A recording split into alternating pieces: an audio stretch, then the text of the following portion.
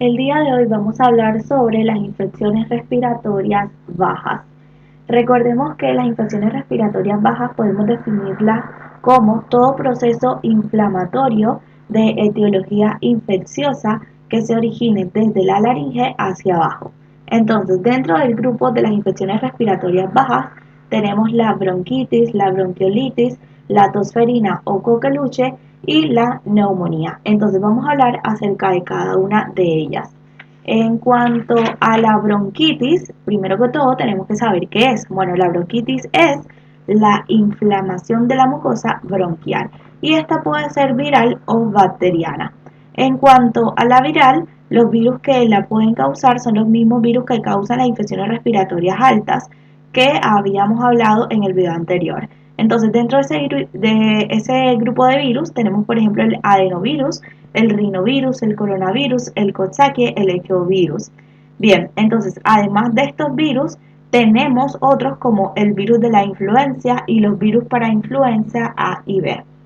En cuanto a la clínica, un paciente que tiene una bronquitis viral va a ser un paciente que va a estar presentando un síndrome gripal, que recordemos que es aquel que se manifiesta con astenia, mialgia, artralgia, cefalea y dolor retrocural, pero además ese paciente va a estar agregando tos productiva con contenido que va a ser seroso transparente, va a tener también dolor torácico y puede tener febrícula, fiebre o no tener directamente pues fiebre. En cuanto a la microscopía de la mucosa, esta va a tener vasodilatación, congestión, aumento de la permeabilidad vascular, edema, exudado seroso, infiltrado inflamatorio, que va a ser a predominio mononuclear. Y en cuanto a la macroscopía de la mucosa, esa mucosa se va a observar con congestión, edema, eritema y una secreción que va a ser transparente. Bien, ahora, en cuanto a la bronquitis bacteriana, las bacterias que la pueden causar, o sea, que pueden causar una bronquitis bacteriana, vamos a tener dos. Tenemos el neumococo y la bacteria Haemophilus influenzae. En cuanto a la clínica, el paciente va a tener fiebre alta, mal estado general, dolor torácico y también tos productiva que va a ser purulenta. En cuanto a la macroscopía de la mucosa, va a estar con congestión de eritema y va a tener una secreción amarillo verdosa.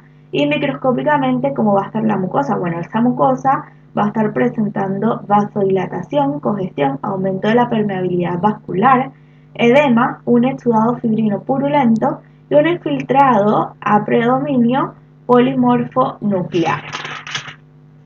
Ahora tenemos otro proceso que va a ser el bronquiolitis o la bronquiolitis. Bueno, ¿qué es? Es la inflamación de la mucosa bronquial, pero del lactante. La causa de la bronquitis, vamos a tener, o sea, dentro del grupo de las causas, son siempre virus, o sea, la etiología siempre va a ser viral. Y dentro de los virus vamos a tener el virus sincitial respiratorio, que es el más común, el virus de la influencia y el virus para influencia A y B. En cuanto a la clínica, el paciente puede tener febrícula, fiebre o directamente no tener fiebre, tos, disnea, taquipnea, que va a ser el aumento de la frecuencia respiratoria, y si lo auscultamos va a estar presentando sibilancias. En cuanto a la macroscopía de la mucosa, esta mucosa se va a estar observando con congestión, edema, eritema y una secreción transparente en el bronquio. O sea, la luz bronquial va a estar disminuida o obstruida. En cuanto a la microscopía, va a haber vasodilatación, congestión, aumento de la permeabilidad vascular, edema, exudado seroso y también un infiltrado predominio mononuclear. Tenemos otro proceso que es la tosferina o coqueluche. Hoy en día es muy raro que esto se vea. ¿Por qué? Porque hay una vacuna que es la vacuna triple viral. Pero bueno, es importante conocerlo, porque puede pasar que pues algún paciente pues lo presente.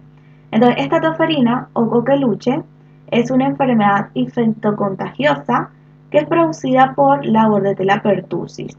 En cuanto a la clínica, el paciente va a estar presentando fiebre, mal estado general, tos quintosa, o sea, donde la persona tiene 5 accesos de tos y después hace una inspiración profunda y ruidosa. Y bueno, puede tener asociado a todo ese cuadro de tos vómitos también. Entonces se produce esa tos, ¿por qué? Porque la Bordetella pertussis lo que hace es que va a mediar su acción eh, a través de una toxina. Entonces, ¿qué es lo que hace la toxina? La toxina paraliza los cilios y eso es lo que causa la tos y la expectoración en clara de huevo. Bien, y por último vamos a hablar de la neumonía. Este es un tema muy importante, sobre todo en el contexto actual que estamos viviendo hoy día. ¿Qué es la neumonía? Bueno, cuando nosotros hablamos de neumonía propiamente dicha, estamos hablando de la inflamación del parénquima pulmonar que va a cursar con signos de consolidación a la radiología. Esa sería la definición de neumonía propiamente dicha. O sea, la voy a repetir. Es la inflamación del parénquima pulmonar que cursa con signos de consolidación a la radiología. Entonces, dependiendo de dónde se adquiera la neumonía, tenemos dos tipos. Vamos a tener la neumonía nosocomial y la neumonía adquirida en la comunidad. En cuanto a la neumonía nosocomial, esta es aquella neumonía que se adquiere estando internado, es decir, cuando ese paciente está internado. Acá es importante tener en cuenta que los microorganismos que producen todo este cuadro son microorganismos peligrosos de alta virulencia, ya que son multiresistentes. Dentro de este grupo de microorganismos tenemos, por ejemplo, la Pseudomonas aeruginosa, que es una bacteria gram negativa, el enterococo, que es una bacteria gram positiva, Klebsiella, que es una bacteria gram negativa, y por último podemos mencionar el Staphylococcus aureus metilo resistente. Bien, ahora si hablamos de la neumonía adquirida en la comunidad, esta es la más frecuente y se adquiere estando, como su nombre propiamente lo dice, en la comunidad. Es decir, el paciente adquiere esa neumonía por fuera del hospital o del sanatorio.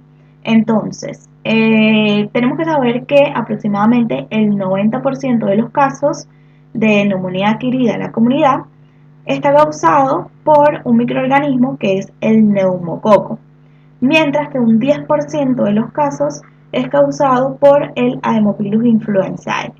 Y en los adultos mayores podemos nombrar otro microorganismo que es la Mozzarella catarrhalis. Entonces, como mencioné anteriormente, el 90% de los casos aproximadamente es causado por el neumococo. Pero tenemos que destacar que el neumococo es un microorganismo que se encuentra normalmente en la vía aérea superior. O sea que todos nosotros en nuestra vía aérea superior tenemos neumococo. Pero ¿qué pasa? Que ese neumococo normalmente no nos causa nada, ninguna patología, o sea, no nos va a dar neumonía. Entonces, ¿qué es lo que pasa? Que ese neumococo que está allí normalmente no nos hace nada. ¿Por qué? Porque para producirnos una neumonía necesita su cápsula, o sea, necesita estar capsulado.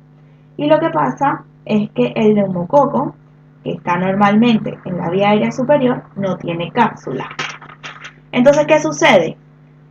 Lo que va a pasar es que si, por ejemplo, tenemos un paciente que tiene una inmunodepresión y tiene alguna alteración de la flora respiratoria, lo que va a pasar es que ese neumococo en ese paciente lo que hace es que va a sintetizar la cápsula de polisacárido, que recordemos que la cápsula es un factor de virulencia. Entonces el neumococo va a bajar obviamente la vía aérea inferior y va a producir la neumonía. Acá tenemos que tener en cuenta que la neumonía que produce el neumococo es una neumonía que se llama lobar, porque afecta generalmente un lóbulo y lo que impide que siga afectando otros lóbulos son las fisuras. Entonces, si hablamos de la neumonía lobar, es hablar básicamente de un proceso inflamatorio. Eso es importante saberlo. Entonces, esta neumonía lobar tiene distintas fases. Pero recordemos algo, o sea, primero lo que tiene que pasar es que el neumococo se encapsule y baje a la vía aérea inferior e induzca el fenómeno inflamatorio. Después de eso es que se van a estar dando las distintas fases. Entonces, primero tenemos la fase congestiva. En esta fase va a haber vasodilatación, congestión, aumento de la permeabilidad vascular. O sea, es como que recién comienza acá la congestión, o sea, sí, la inflamación en esta fase, o sea, en la fase congestiva.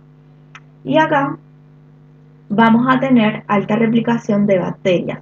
O sea, las bacterias, como llegan a la vía aérea inferior, empiezan a replicarse. Todo esto se da en la luz del alveolo. Entonces, como se da allí, vamos a tener líquido a nivel alveolar y eso produce rales crepitantes, obviamente a la auscultación.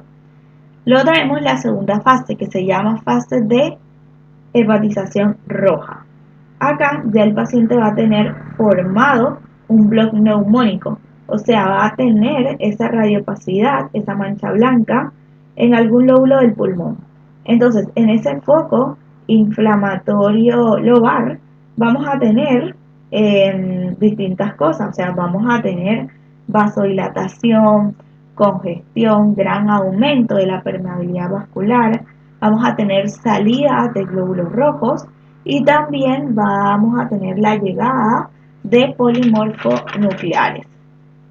La tercera fase se llama fase de hepatización gris y en esta vamos a tener vasodilatación, congestión, aumento de la permeabilidad vascular y podríamos decir que ya acá la respuesta inmunológica empieza a ser efectiva, por eso es que hay un descenso de bacterias, va a haber la fagocitosis de los glóbulos rojos por los macrófagos y persiste el exudado fibrinoso. Bien, y por último tenemos la cuarta fase que se llama fase resolutiva. Acá ya no hay bacterias, o sea, los detritus, que son las células inflamatorias necróticas, van a ser fagocitados por los macrófagos y expectorados. Y todos los edemas remanentes que quedaron allí van a ser resolvidos por los linfáticos. Bien, otra cosa que es importante conocer es la clínica, o sea, un paciente con una neumonía va a tener la siguiente clínica, o sea, va a tener fiebre alta, tiene tos, expectoración purulenta, disnea, mal estado general y va a tener por el compromiso, o sea, por continuidad con la pleura, va a tener dolor en puntada de costado. Y bueno, para hacer el diagnóstico nos vamos a basar en la presentación clínica, que es la que mencioné anteriormente, y también vamos a hacerle un hemograma, donde se va a estar evidenciando un aumento de glóbulos blancos por encima de 11.000, un aumento de los polimorfonucleares, como son, o sea, eso es así, ¿por qué? Porque estamos hablando de bacterias extracelulares, entonces eso es lo que produce el aumento de los polimorfonucleares. Y bueno, además de eso, podríamos pedir una RX con la cual vamos a terminar de confirmar nuestro diagnóstico. Entonces, en esa RX nosotros vamos a ver una radiopacidad que va a estar afectando un lóbulo y dentro de esa mancha blanca vamos a ver un bronquio con aire, que a eso se le llama broncograma aéreo. Y esta sería la imagen. Otro patrón de neumonía es la bronconeumonía. Bien, vamos a hablar acerca de esta. Primero hay que saber qué es. Entonces, la bronconeumonía es la inflamación infecciosa de un bronquio y de los alvéolos que se encuentran a su alrededor. Todo eso produce nódulos radio opacos que son de 5 a 10 milímetros en ambos campos pulmonares. Es decir, que produce básicamente un cuadro de consolidación de tipo nodular en los dos campos pulmonares. En cuanto a la causa, va a ser el Staphylococcus aureus, y bueno, este tipo de neumonía es más característica en los pediátricos, o sea, en los niños pequeños, y para tener en cuenta, o sea, entre menos edad, más probabilidad de que se presente este cuadro. Pero tenemos que saber también que este cuadro puede producirse en las personas adictas a drogas o sea, en vía endovenosa. ¿Por qué? Porque directamente están autoinoculándose con la acción del pinchado al estreptococo, perdón, a lo que sería pues el estafilococo aureus, que sería el agente causal, que se encuentra normalmente en la piel. O sea, el estafilococo aureus de la piel va a ingresar por la acción, o sea, de los pinchazos que se realizan estas personas que son adictas a drogas en vía endovenosa. Bien, para hacer el diagnóstico nos vamos a estar basando en la clínica. El paciente va a tener muy mal estado general, fiebre alta y también disnea. Y si fuera un adulto va a tener el antecedente de consumo de drogas endovenosas. Y podemos ver, por ejemplo, los estigmas de los pinchazos en el brazo, por ejemplo.